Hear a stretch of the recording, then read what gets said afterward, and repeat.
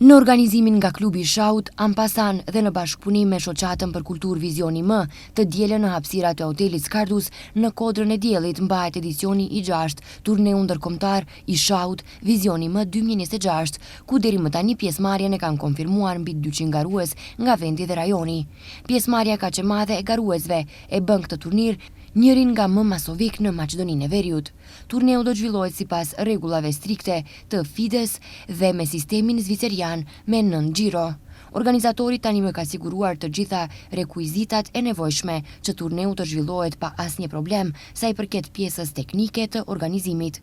Gjithashtu nga ana e organizatorit kanë konfirmuar se për lojtarët më të mirë do të ketë shpërblime adekuate, ndërsa të gjithë pjesëmarrësit do të jenë të veshur me fanella me logon e turneut. Kodra e Diellit edhe kësaj radhe pritet të grumbullojë mjeshtrit e vërtet të lojës së Shahut nga vendi dhe rajoni.